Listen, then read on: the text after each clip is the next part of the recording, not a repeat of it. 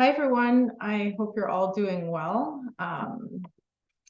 If you're tuning into this, there's probably a message in here for you because this is kind of an impromptu video with a bunch of different things that came in over the last week. I was going to do like really start digging into each thing and put together something more elaborate on every topic, but I feel like the information is just really condensed and it needs to get out there.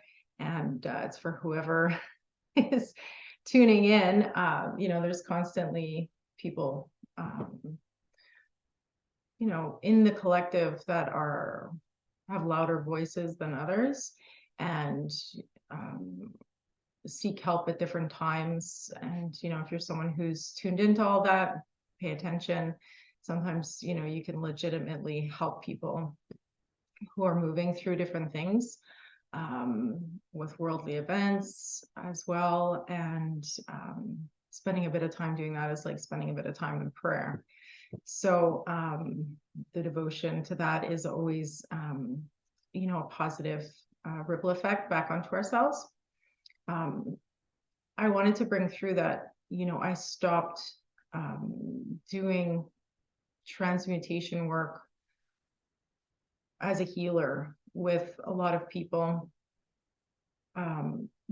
due to the shift in energy calling people to step into their sovereignty more. And a lot of the models that we're using as healers were based on old systems of hierarchy and dominance. And essentially, we were taking in people that were kind of doing this work, were literally just taking in with compassion and love, taking in energies, removing energies from people's bioenergetic spheres and then transmuting that. And I'm not the only one. A lot of other people doing this work is also aware of this and how it was beginning to negatively affect the healers as the imbalance grew, because essentially people need to come into their sovereignty. And if you are doing healing work, and whether it's remote healing or one-on-one personal healing, you become an enabler if you're simply just removing hooks and entities and thought forms from people, and then they're returning into their patterns, and then those same manifestations occur again. It's just kind of a cycle that is going nowhere. So a lot of people sort of took a step back from that work and then rearranged how they were going to approach it. Providing tools is a way that's way better. I'm just going to check the sound on this. Sometimes it goes in through the wrong one. We're good. So providing tools for people is a way better approach. Giving them the tools that they need in order to do the healing work themselves. Obviously, there's always, that divine feminine compassion that can be used in different situations for healing. And there is a necessity for it in certain instances. But as a general rule of thumb, I think we're all, as a collective, shifting out of taking responsibility for other people's karma. So that was an interesting shift, and being working in with the energy of the divine feminine. I am often asked in the astral, called upon to do healing work. Because I've taken this shift and this approach, I no longer throw myself into what I consider someone else's fire, but I can provide the tools. So there's a few things that came up with that. I've been talking about, cleansing your energetic field, understanding the different levels of mind, and understanding when we're in receptive mode versus action mode. So even with meditation, we can be in receptive mode, and working through projections and working through internal processes to clear conditioning, clear patterning, so that we can then clearly see what's around, both inwardly and outwardly. And then once we're able to do that, then we can be in action mode and we can start creating through the mind's eye. Everything on this planet is first conceptualized, right? In the mind's eye. So we can start building different technology around ourselves so that we can protect ourselves and deal with different warfare that comes in. So for example, there's two different types. One is a very kind of, it's not innocuous, like there is a strong power to it, and it's sort of a strange one, but people, for example, that are worrying about someone else can often end up, sending them death wishes, because that worrying that they have is essentially focusing on something negative. So you could be worrying about someone else having an illness, for example. So you're focusing on that as a negative, and then you end up sending that to the person. And the way that we see this with the groups that I work with is there's this type of entity that will attach to that person that will generate the worry within them. And by generating that worry, it usually gets them to reach out to that person, or to simply send them that message telepathically over and over. That person that's being used as a host doesn't realize it. They just think, oh, I'm just worrying about that person, when essentially they're being used as a host to project, basically psychological warfare, hyperdimensional warfare, whatever you want to call it, death wishes upon that person. So you can see this on a mass level with the news, for example, when things are like pure lies are just injected into the news. You can read all the headlines, and they'll be saying like a certain something, right, regarding a certain person, which isn't true at all. And what that does is it just gathers a whole bunch of energy related to that topic around that person. And this way they can collect and amass energy towards that target.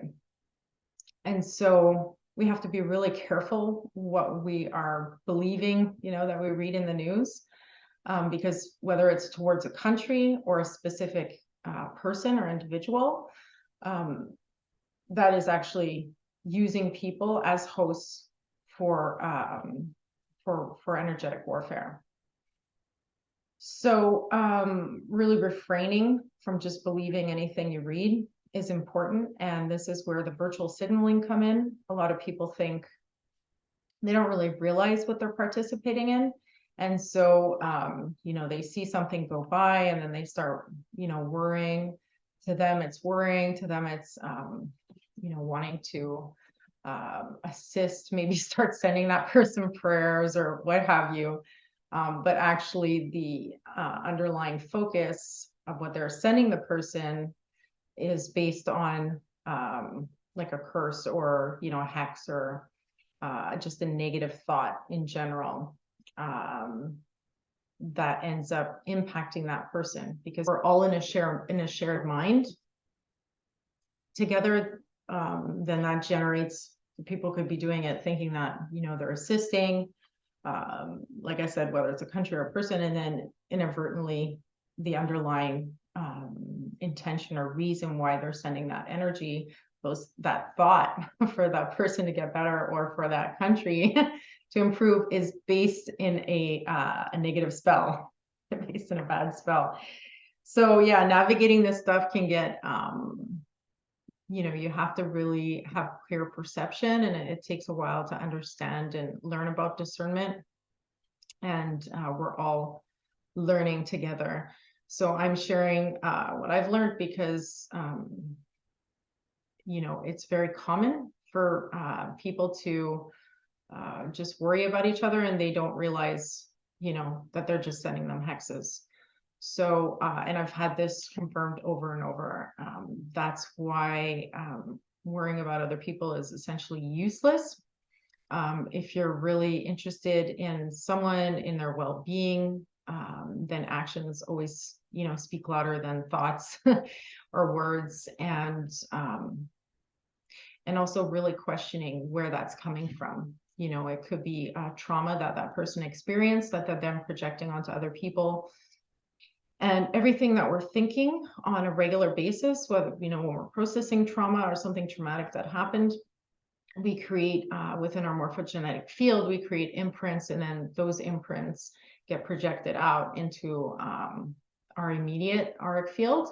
And then with the elements, they can generate different entities and different, thought forms, different types of egregors. There's different ways of describing these things that then feed off of those emotions that are generated from the thoughts. So it could all start off in a good place, a person just healing, but if those thought patterns are reinforced over and over because they're having trouble moving through the healing process quickly enough, then that gets projected out into their field. And then once those energies are created and they become stronger and stronger because the person keeps on thinking over and over about the same things, feel the feelings of suffering or the feelings, that they went through in that traumatic event, then those entities grow in size, and then they end up attracting different experiences, which perpetuate a negative experience.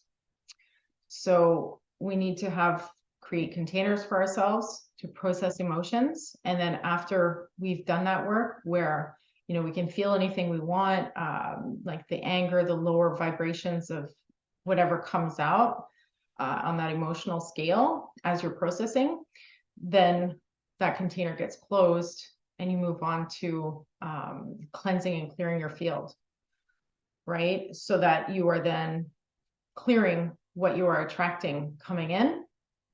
And then you are also clearing anything that you've created yourself, because often that first layer in the astral that we deal with are demons and entities. Let's just call them that. They just lesser degrees of those, but that we battle. So we end up battling ourselves or battling the things that we've created. So yeah, we got to focus on container, containment, timing, and not repetitive, allowing ourselves to stay in any thought pattern for too long. Because if you have the loss of a loved one, there's a lot of things that are going to go on, and then there's a lot of pain that needs to be processed. There's a lot of things that a person will move through, and as long as those things get processed properly, those emotions get processed properly, there's not like this pattern, right? This grid, this net that is put upon the self, that person then is stuck in and is constantly just becomes a host for that energy, because it's become so great that they just end up looking for people to perpetuate that cycle, to feed that entity. This can happen with grieving, right? It can happen with a lot of things. So I thought it was important to bring that up because that's kind of coming up on many different levels. So there's a lot of things coming in, so I don't know if it's going to come in order, but what was I discussing? I was saying the tools that people can use for self-healing.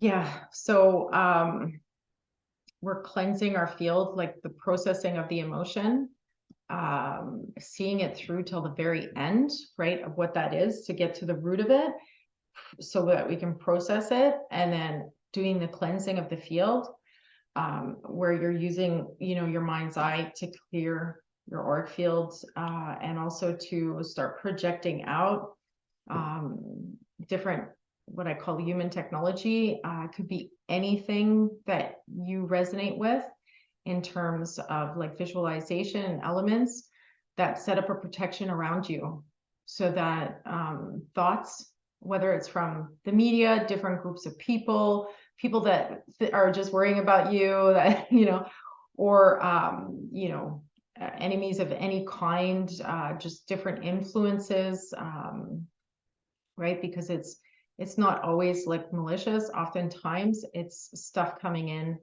due to a lot of different reasons from a lot of different people. So you want to set up your system so that those thoughts can't penetrate through the outer layer of your auric field.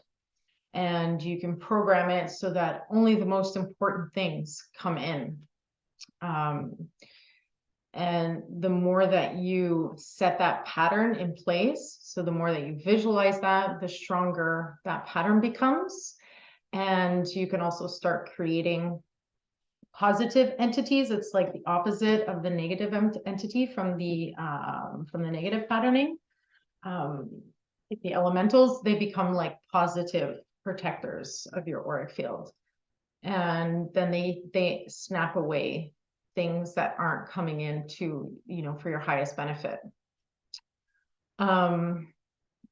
We still have to process like things where we're at. So, if we're in a karmic cycle with something, the celestial forces at play are going to make it very difficult. Like you'll just have to work extra hard to do that, because there's certain changes perhaps that need to take place within your evolutionary growth that require certain events, right? They're just timed celestial events. And we all have these timed celestial events where it doesn't really matter what decisions we're making at that time or how much we're practicing. We're doing meditation or we're working on ourselves, we're being proactive. These energies are going to come in and challenge us and test us. And so that's one of the things that came through that I wanted to talk about. I'm just going to throw this in about bees being extremely important right now. For a lot of you that have been tuning in and asking different questions, bees are your key. So if you can unlock that, there's a lot in there, okay? And bees can be used with the visualization as well. The honey, I started working with bees quite a few years ago. And for me, it is definitely one of the most healing frequencies on the planet. And so I promoted that. I've spoken about it to different people. Maybe it's time for you to dabble into that energy, right? In any way, shape, or form. Like it comes in many different forms. So like unpacking that, we can see it in the physical, in the physical world manifested as a honeybee, but in like on all these different planes, it comes in different forms, even down to the geometrical pattern of what the bee emits. So working with that energy, researching it, if this is a clue for you, then I'm just going to really have to reinforce that, because I'm not taking on anybody's energy and I'm not going to transmute anything for anybody. They're going to have to do the work for themselves. And those times are over where people who have done the work and have gained the knowledge are going to do the work for those that are, maybe didn't want to take the time to work on these things. So now's the time. You go into the research. If something really, resonates like as something important, no matter how strange or just bizarre it is, it's like, if honeybees is resonating with you, then yeah, you have to go do the research and you have to go find out why, and then you will get some answers. So that's probably a message for a few people, okay, not just one. I wanted to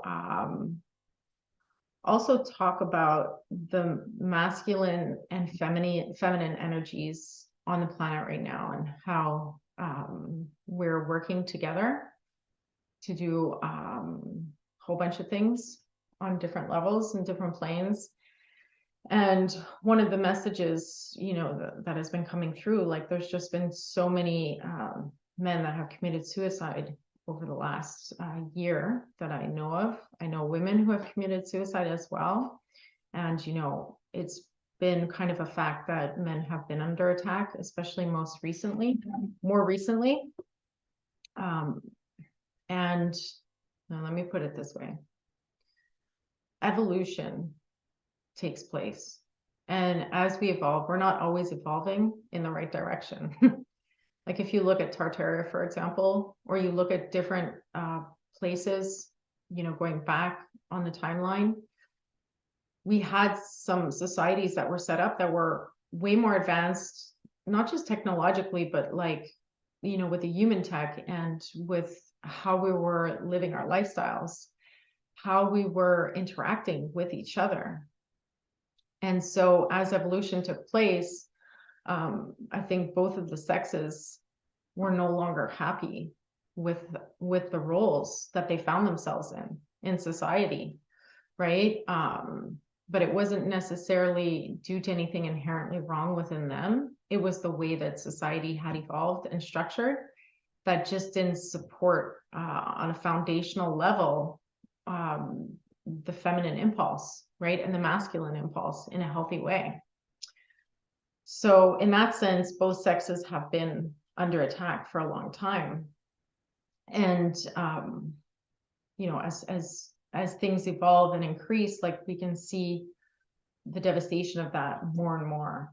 And so I've really been, I've been working with people who are trying to figure out how to do the work towards healing, the basically the masculine and healing the feminine. And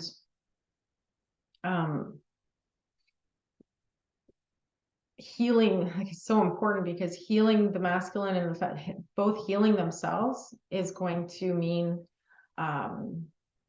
greater synthesis and co-creation towards healing these more systemic problems. So it's kind of like it's such an important thing that we have to do. And the men need to start paying. I mean, a lot of people are waking up, and it's not just men, but people in general need to start paying attention to, the wealth of spiritual knowledge available to them. Like, go into the classics, don't go into it from the New Age perspective, although there's truth in that, in the New Age, and there's truth in probably every spiritual community. Like, going to the classics and getting a really good foundation is going to allow you to navigate these times, because I've seen some really wonderful men doing incredible things just get taken out by energies that are coming in. And a lot of the men are acting, as protectors. They're kind of that outer shell for the feminine. And then, they're going through that internal battle, and often nobody knows. So they have to learn how to navigate the different, grids of consciousness, and be discerning about the different thoughts that are coming in, the different energies, the different entities, because for a long time, the whole psychiatric community, like the psychologists and psychiatrists, didn't necessarily allow for a more holistic approach to what was happening. So it's always been medicate, medicate, medicate. But what happens is, when they medicate people, they actually leave them more vulnerable and more susceptible to those external energies coming in, because that's where people need to now take that approach and understanding and awareness, and really come into it by expanding their spiritual knowledge and learning about these different spiritual forces, because we're dealing with spiritual forces. If you go back in any ancient texts, it's just, we've always had spiritual forces at play. It's just now it's becoming so much more accentuated, and people are having, they're either getting overwhelmed by them, or they are learning about them, and then they are learning how to manage them. So this is really important that people start opening up to that, and men start opening up to that. And it's very different than women are, we're not asking men to be more vulnerable. right? Knowledge doesn't create vulnerability. What creates vulnerability is not knowing, right? So everybody in general has to gain more knowledge on this stuff.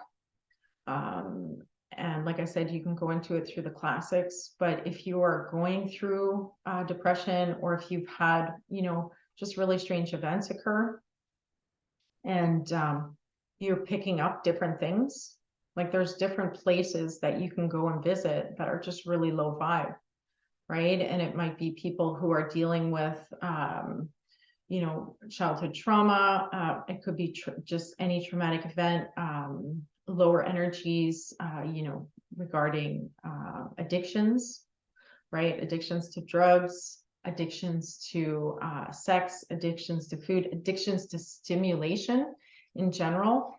Places where these places, you know, where you have groups of these people gathering, like I was talking about earlier, where we're creating different patterns within our morphogenetic field, which then get projected out and create elementals, like entities within our own auric field, which attract different events in our lives. The same thing is happening at these places. So if you go to, I'm going to say like Las Vegas, for example, you're dealing with these really strong entities, right, that have been fed regularly off of, you know, the suffering of all of these people, like the lower end frequencies that keep on, the lower end frequencies that are in that space, right? So that's why in different places we have different types of energies, and you have to be discerning. It really, you know, I mean, you might think you're going to a great space, and, you know, it ends up that you leave and you have a whole bunch of things attached to you, whether that's thought forms or like more evolved entities. So, you know, if you're someone who has had, who has created environments, gatherings, spaces, physical places where that energy was being accumulated on a regular basis, and then, you know, that energy was being used and channeled towards, you know, because you can use dark energy or light energy to do almost anything. The only difference is that they have very different repercussions and consequences for a long-term soul evolution. So the people that use the darker energies, you know, they might be initially winning on the short end, right, on the short timeline, but in the long time run, all of that has a residual effect, and all of that is going to have a residual return, whether it be in this lifetime or the next. So that's where, you know, you either come in, I think everyone's going to make mistakes, and I came in with this knowledge, so I knew right from the beginning, due to evolution experiences that I had in previous lives that accumulated, that just gave me this knowledge, right? We all have knowing from past lives. So this was something that I came in knowing, not to, just to be careful with what type of energies I'm dealing with, because yeah, you can have instant success, or you can harness negative energies, negative forces to generate wealth, to generate success in your life, you know, just to magnetize the things you want to you. But there's always going to be a cost related to that frequency. So you're always going to attract back the exact same frequency at the exact same rate of growth as a residual cost. Okay, so once we learn that, then you can understand that, yes, my choices do matter, and I have to keep on expanding my view of what it is I'm choosing to do, and why, and what I've learned, and how I can, you know, start to integrate some of the knowledge from these experiences, because we always have the choice to change our approach to things based on what we've learned. And so if we don't, eventually everyone chooses their path, right? And that's the thing. We can't force someone else into a specific path. Like, we're literally living out millions and millions of years of evolution, right? As that stream, that soul energy.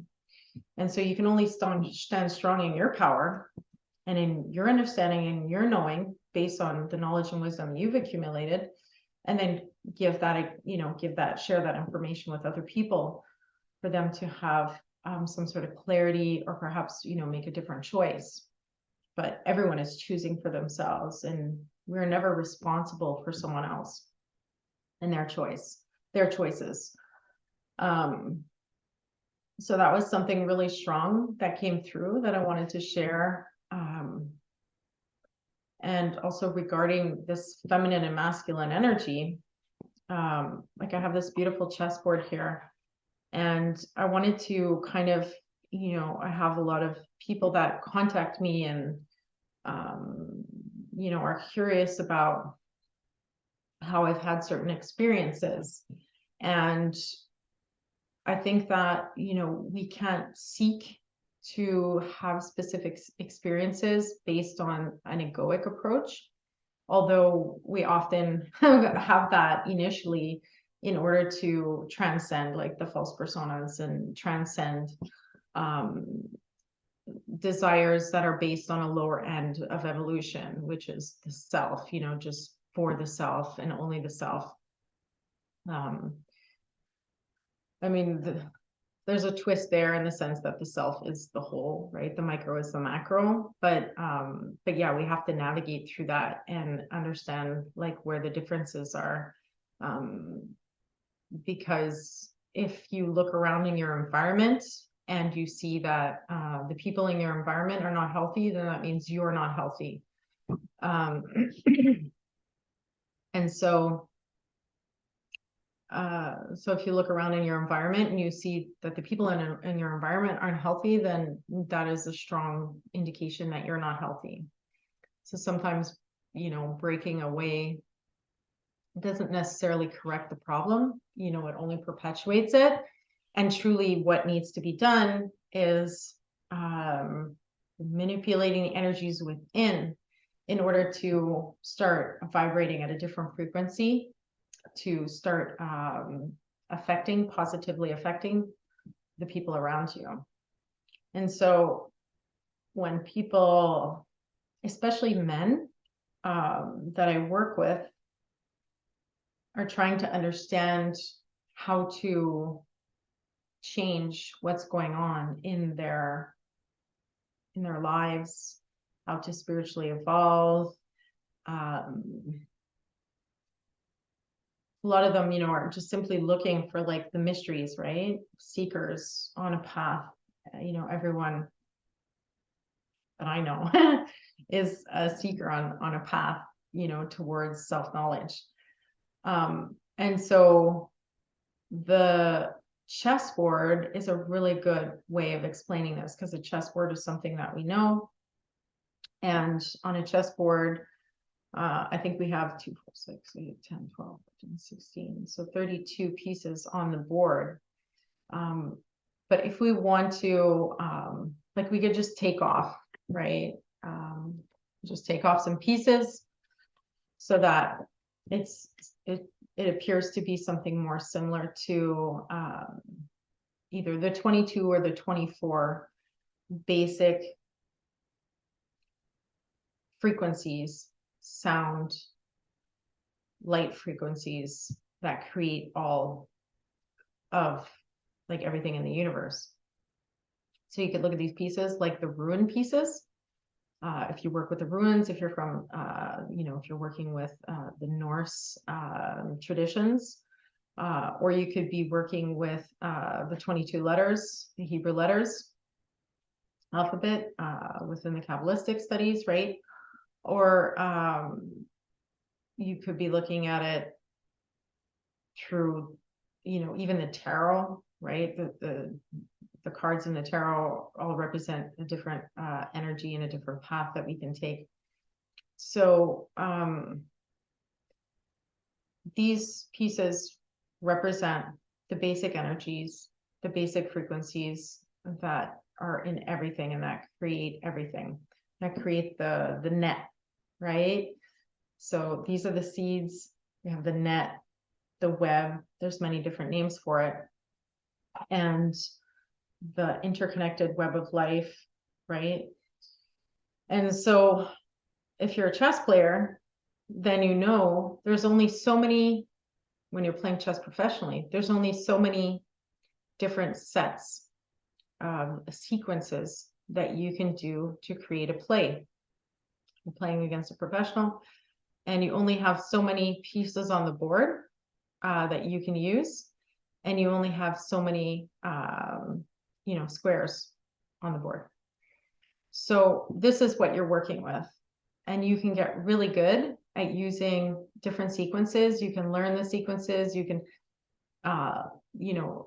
you can basically study them all and then try different plays, and your ability to adapt to the sequence that the other person is playing will either create a win or a loss, right? And we're essentially always playing with the universe. Okay, so even other people, the separation between there's important levels where there's different levels where we reach where it's important to understand the self versus the whole, the self versus the other. But in certain situations, it's really important to understand that the other is the self, because removing that separation actually allows you to work with a higher gamut of energies. So you have your chess pieces, you have the sequences, you got the board, and you're making your moves. And that's a very masculine approach, right? The sequences are almost like they're mathematical, right? So it's a very masculine approach, and you're dealing with the board itself. You're dealing with physical pieces, and the feminine way of looking at this, which is kind of what I feel the masculine are wanting to know right now, the feminine energy of dealing with this is the same. The feminine impulse is what brings about the intuition and the chaos to bring about change, to bring about movement, to bring about kind of like a greater synthesis of what's already present. And so the feminine is using the same model, but in the etheric realm, right? So with energy, with chi, with prana. And so because the masculine are hardwired to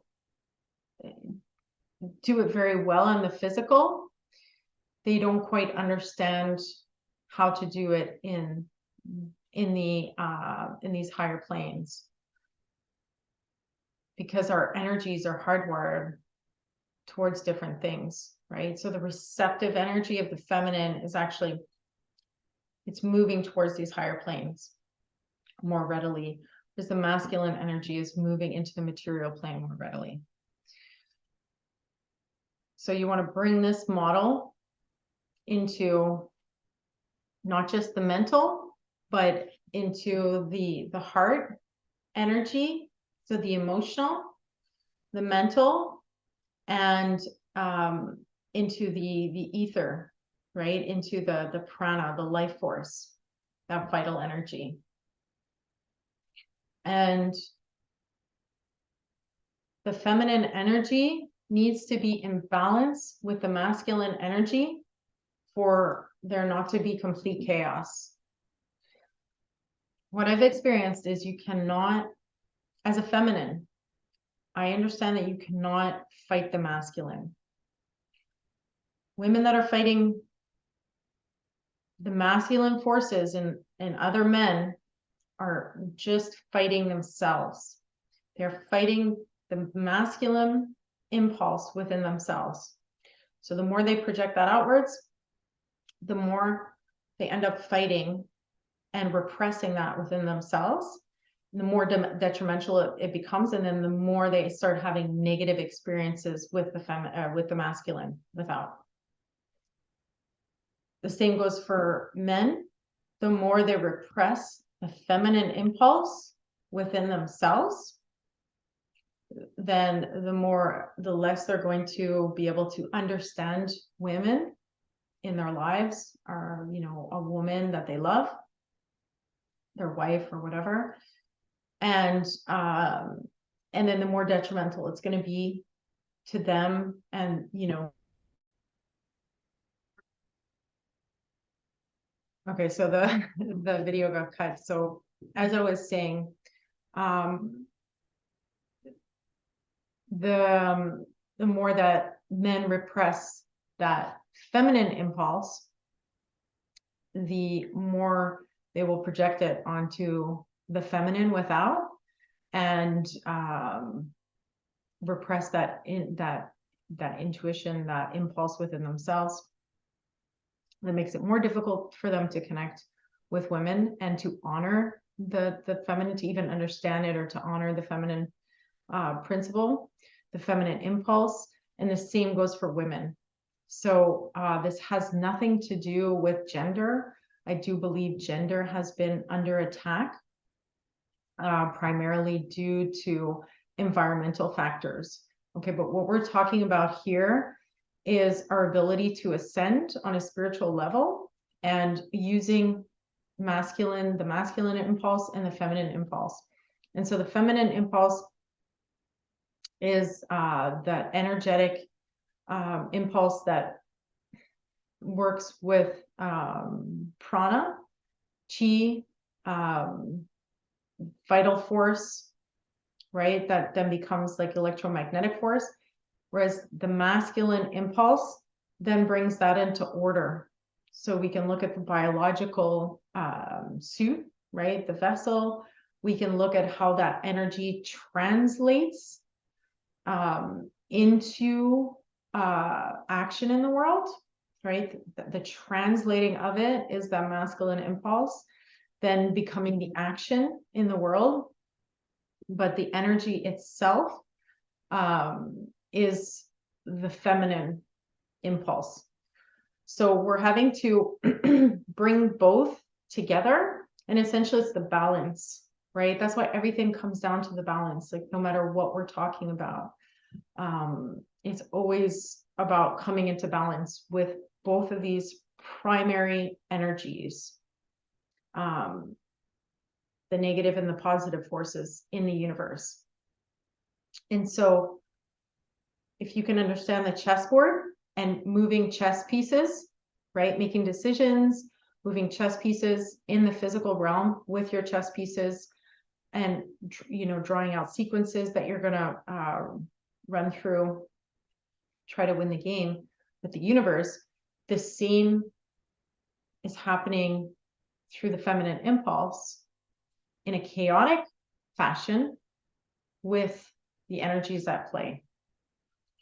So when you bring these two together, that's when the magic happens, right? Because we're here in the physical realm, and we're using energies that are not materialized to do everything in the physical realm. To, like, even, you know, this table is here because of non-physical energies. So bringing these two together is really important. And the block, so the part of the reason why, you know, some of these masculine are unable to tap into that feminine impulse, and for the same reason that, you know, I've had trouble tapping into the masculine impulse, as I was healing different abandonment wounds from childhood, or, you know, different things that played out that led to a division within myself. pushing away the masculine impulse, right, within myself, is happening with these men, right? So it's, if you haven't healed your relationship, especially to the mother, right? Because we're talking about the feminine impulse. If you're healing, trying to come into balance with the masculine impulse energies and everything that encompasses, then you're healing your relationship to the father. So if you haven't healed the relationship to your mother, then your relationship to your feminine impulse is either way exaggerated, you have no control over this chaotic energy within you, your emotions, but also just primal energy flying all over the place. And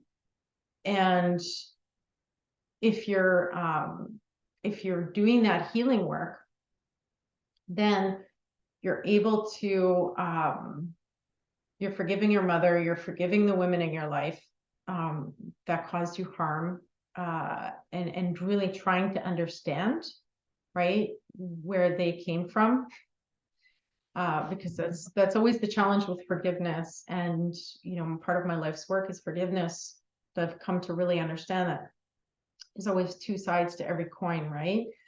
So if you're on the happy side, someone else is on the unhappy side. So this is just the nature of the Tao, right? It's the nature of the yin and yang energies, the yin and yang energies that we're working with here. And so forgiveness, just understanding and tuning into this, really allows us to see there's always two sides to everything. And usually both sides are legitimate, right? Because they're two completely different sides. So it's not like you're comparing the same side to each other. One is saying yes, one is saying no. It's two completely different sides. So you can't even compare them together. So there's always going to be a winner and a loser, and there's always going to be a victim and a perpetrator, until you come into compassion and forgiveness, and work through the energies, become quicker at adapting to the energies as they come in, and understanding that it's impossible to move forward and to really start to understand things on on an energetic level, like the chess game, on an energetic level, if you haven't done that healing work with the feminine. And it's just not going to happen. So you're going to work really hard down here in the physical world. But then what happens is that in the etheric realms, if you get stuck down here, you can't go and change that energetic patterning in the etheric realm, because that's the feminine impulse. You won't be able to navigate those energies to make those changes. So honoring the masculine has been really important for me. And I had to go through a lot, that's why when I see women and, their battles with the masculine, I understand men who are battling with the feminine, but after you really go to the core of it, you understand that it's impossible to battle yourself, right? And it took a long time, a lot of different experiences for me to finally come to that understanding, and to really want to forgive, to really come to be able to honor the masculine principle, which then allows me to honor the masculine, right? I value what they bring to the table, because I know if I'm just in that feminine impulse, it is complete chaos. It's absolutely chaotic. So the energies that they offer allow me to integrate my own masculine impulses of bringing things into order, right? Of not just working with the unseen energies, but bringing them into the scene and into the material plane. And so the men are going through that as well, as they, begin to learn about the feminine impulse, learn about working with the chaotic energies. And as this happens, you can see as a direct reflection on the outside, they're going to honor the people in their lives. They're going to honor their mother. They're going to honor their mothers. They're going to honor their sisters. They're going to honor the women in their lives. That's how you can tell. So if a masculine totally disregards the mother, you know, doesn't appreciate anything that she's done, like at all, always talks down about her when they're around other people, what do you think is going to happen? That's just an indication of how disconnected they are from their ability to affect change in the world from a higher plane using vital energy, vital life force. So it's not, you know, we can fight those demons that we create ourselves, those elementals that we create within our own morphogenetic sphere, but we're essentially just fighting ourselves. So proving that we're right doesn't even make sense, because nature always dictates what's healthy versus unhealthy. Nature will tell you. So if you can't tap into those energies and, you know, things are you have the certain, you know, you have certain pieces in place in the material realm, but then you can't tap into those vital energies in order to enliven everything. And you find yourself in you know, in a bad situation, you have to go and do that work. We all have to do it, you know, and we can, nature just tells us, you know, we can begin to see what it is without, you know, we don't have to be stubborn about it. It's not like someone is telling us, it's just nature telling us. And we're doing it for ourselves to do that work, to heal. And it's really not easy, you know, healing from abandonment wounds, healing from, you know, just having a shitty parent. And, you know, ironically, when we have a parent that's shitty, we tend to put the other one on the pedestal. We tend to put the shitty one on the pedestal, and the, you know, it's this weird kind of, it's like everybody's always looking for someone to blame for something, you know, and it's often the one that wasn't there we can put on a pedestal more easily because we didn't have as much direct experience with them to see and to go through all the tumultuous experiences with them. So I think that's pretty much what wanted to come through today.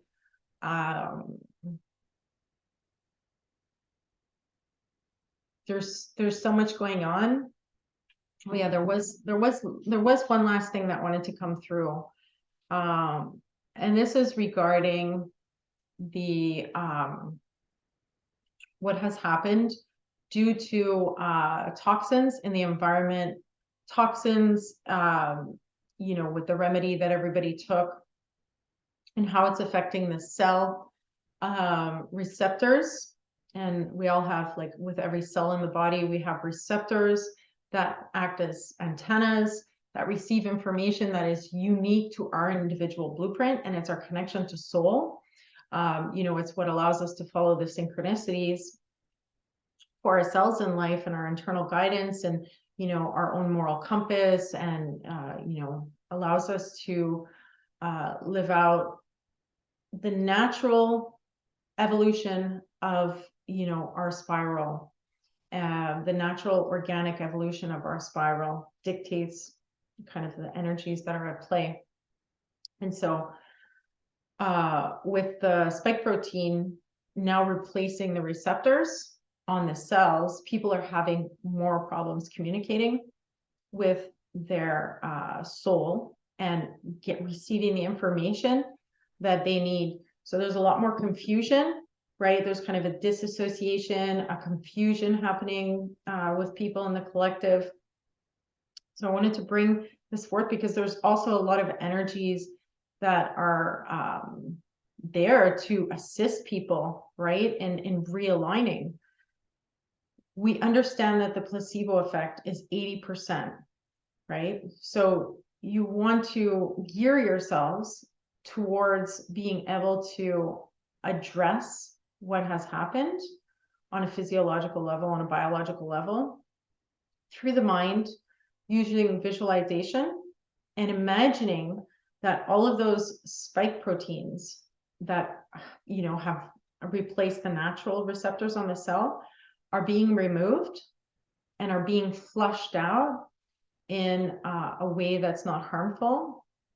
And you want to imagine your natural receptors filling those spaces. And you want to imagine your connection to your specific, celestial frequency, your specific soul frequency coming in, and the receptors on your cells receiving that frequency. So meditating on that is huge, because we've seen people heal so many things. We know that miracles are possible, and studying getting to these places of being in observation, being able to observe, we can affect the physical through a state of being. So I'm not gonna, and it's everyone's choice, right? What they want to do once they have this knowledge. Once you have the knowledge, it's your choice. Do you want to, use this as a tool or not? Because a lot of people were coerced into doing things they didn't want to do, and are continuing to be coerced. And we can talk about the food system, we can talk about the education system, we can talk about the military industrial complex, and how we're connected to all these things, and how a lot of what's going on is we're just being coerced into it because of what's available in our environment, or what we're being influenced by in our environment is out of our immediate control. There's a sort of coercion, right? Or what we don't know until we know. But once we know, then we're making choices. And then once we start learning about, these deeper levels of the spiritual realms and our spiritual bodies and our human technology, then we can also understand the micro and the macro effect. So not only controlling our bodies and bringing in the bees, or bringing in whatever it is that we need to bring in order to do the healing work for ourselves, we can also start to affect change by bringing the masculine and feminine impulse, braiding it together and coming into balance with it. We can affect change on the macro level from the micro level, right? Just like we're doing when we heal ourselves and we calm our heart rate, and then we get our immune system to start working in different areas to heal different things through visualization. We can start affecting these larger, parts of society that we don't have an immediate control over. But, for example, we're looking at the food industry. When you go to the grocery store, you might want to get that, really junk food tasting, whatever, delicious tasting, sugary something, but that it's, first of all, maybe not fair trade, it's not organic, it doesn't meet any of the qualifications that your value system is attuned to. Well, that's a small choice that you can make, right? That has a big impact. And we can look at every single thing, even with the military industrial complex, all of the technology we have in our homes, whether it be a phone or, our accounts, right? With, on the internet, our social media accounts are all connected to that. So making decisions about how much time you want to spend, what you want to put on there, what you want to share, in that it's no longer a private sphere, it's a public sphere. Even in private messages, we can make choices and start affecting things on that level. And that's a very masculine approach, but it's taking this feminine energy, the feminine impulse of, understanding how to work vital force, and then moving it in the direction we want.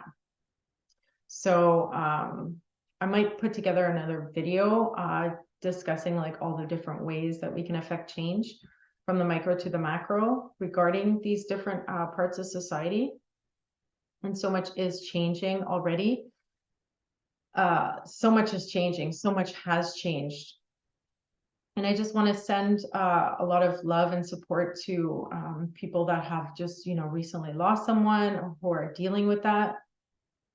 You know, there's a lot of emotion that I have regarding what's going on and regarding the, you know, incredible number of people that are taking their lives, incredible number of people that are passing away, you know, due to heart problems, due to all sorts of things. So it's really, really within, you know, it's part of what we need to do right now is to increase our awareness of what we have control over. And a lot of it is just simple understanding and knowledge. So I'm sending my love and support to everybody going through things. And I encourage everybody to keep on, you know, staying centered, bringing those energies into balance, sharing what they've learned. And yeah, you know, just being courageous and continuing to adapt to everything going on. So best of luck with everything. I have a website, inspiringplayfulevolutions.com. You can book a session with me there. I'm working on like 5 different projects right now, so I'd like to update the website, but doing a lot of work online and growing that is not something that I've really, really wanted to focus on. I prefer to have many baskets going, but I really, you know, love attracting people that my skill set matches and that I can help. And there was a quote that maybe I can throw in at the end of this. I could throw it up because I don't remember, but you know, basically, whenever we start individuating, right, or ascending in life, the path splits. We always have choices along the way, and those choices determine who we become, right? And they determine where our soul, how our soul evolves in the long game. So you know, you have to make a choice what you're doing and what are your motivations, and you know, understanding your value system. Consequentialism is a huge part of what I've been integrating over the last 5 years, and I've made a lot of choices. I've made a lot of choices that limit what paths, you know, I'm going to take, because, you know, it's better to stay aligned with your integrity and your understanding of how things work on a large scale than selling your soul. I just don't want to sell my soul. That is, you know, it's not worth it. It's never worth it. So I'm going to put out stuff when I can.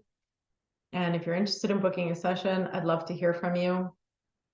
But I'm not going to be chasing any gold or any fame or fortune anytime soon. But I do want to share a lot of the stuff that I've learned along the way. So if you're interested in reaching me, please do. You know, if you want to just send me a donation, you can as well. You can contact me at 21stcenturyweaver@gmail.com. And what else? I think that's it. Thank you. Take care. Wishing everybody an awesome March. Good luck.